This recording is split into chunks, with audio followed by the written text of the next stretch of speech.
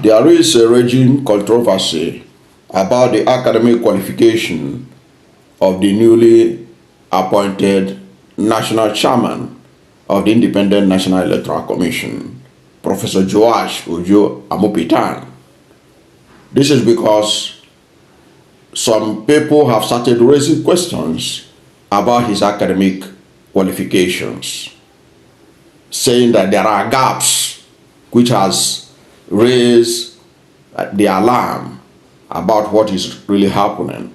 Now, this is coming at a time when the Minister of Science, Technology and Innovation, Uche Nnaji, resigned over academic qualification scandal in which he was accused of forging his university degree and forging his National Youth Service Corps certificates.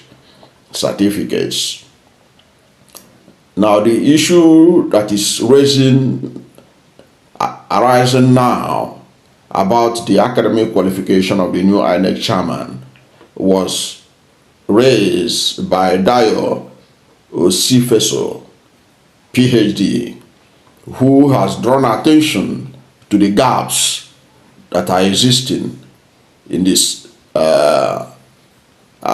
curriculum vitae or the CV of the new INEC chairman. Now, he was relying on the information that was supplied by the presidency concerning the academic qualifications of the new INEC chairman.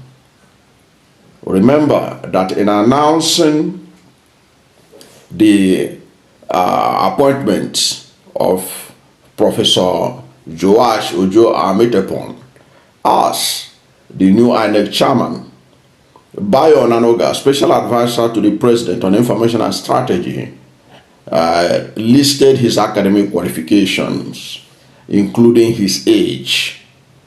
And from what Bayo released from the presidency, the new INEC chairman was born in 1967.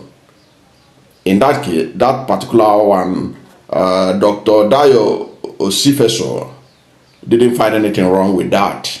But where the problem gaps lie started to unfold was the fact that the presidency did not indicate the primary and secondary school that the new INEC chairman attended, because what the presidency put out there was that after completing primary and secondary education, he attended Kwara State Polytechnic from 1982 to 1984.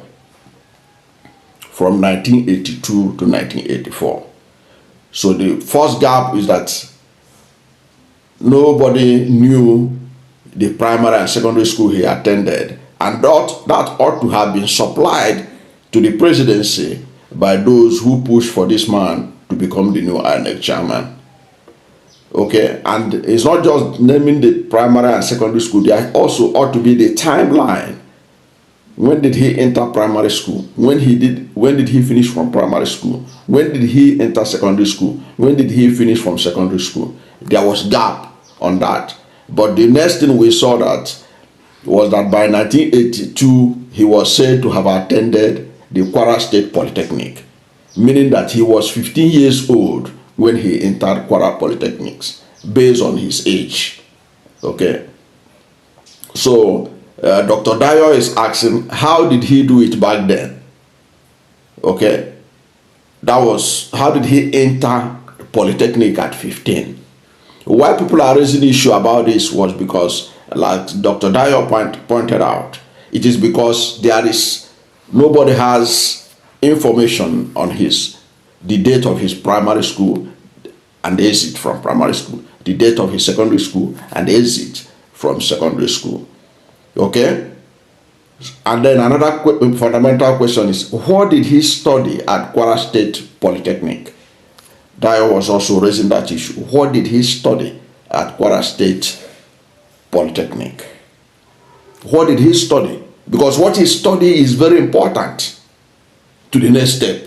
Because we are now told that he attended the University of Jos from 1984 to 1987. And for you to study law, law is 5 years course. How come that this man studied law at University of Jos?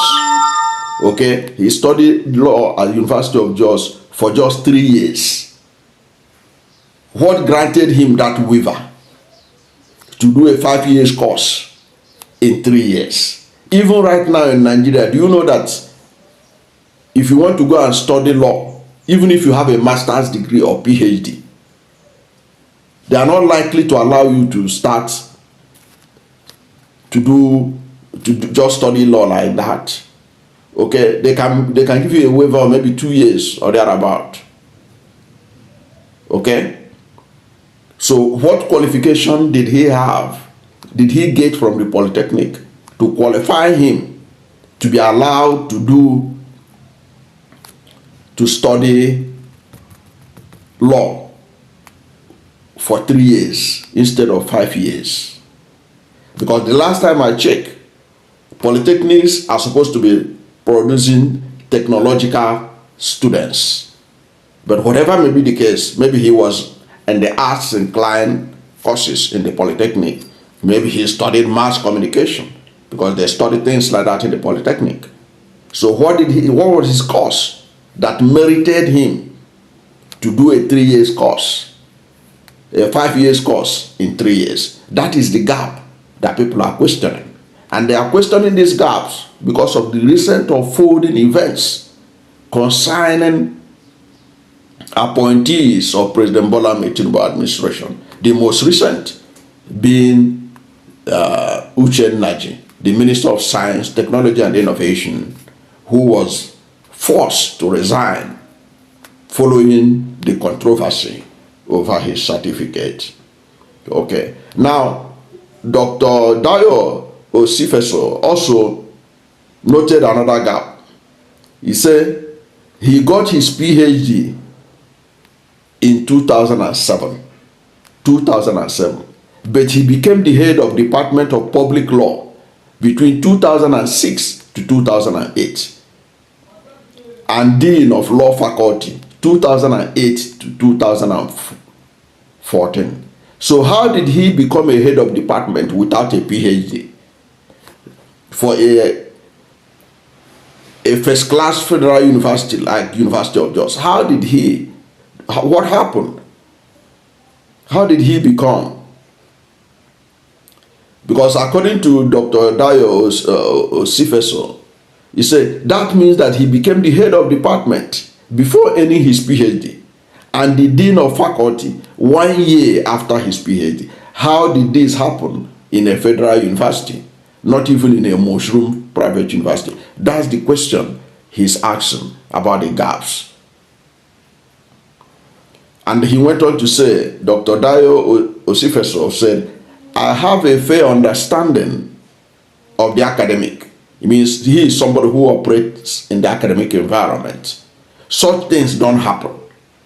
I believe the people who package this CV owe us more explanation of the missing links in the CV. So this issue is that there are missing links, and people are asking for those missing links to be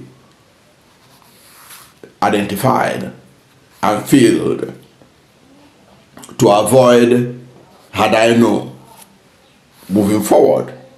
And of course, this thing, as I said earlier on, this issue is being raised now in the light of what happened to Nnaji.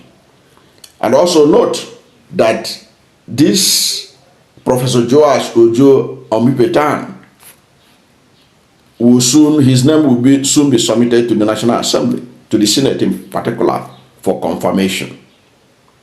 Okay, so these are fundamental gaps that perhaps Dr. Dayo Osifeso wants the National Assembly to look into it, want the presidency to look into it, want others to look into it before it degenerates to another controversy.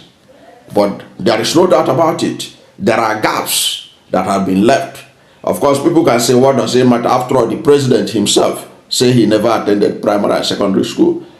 Okay, but this one, the CV said that he attended primary and secondary school. People want to know that primary school. The year he attended those primary schools, the primary school and exited, the year he attended the secondary school and exited. What was his qualification from the Polytechnic? What did they award him in the Polytechnic that gave him an exemption to do a 5 years program for 3 years? Those gaps. How did he become head of department in a university of the caliber of Jos without a PhD? How did that happen? How did he emerge dean of a faculty 1 year after obtaining his PhD? How did that happen?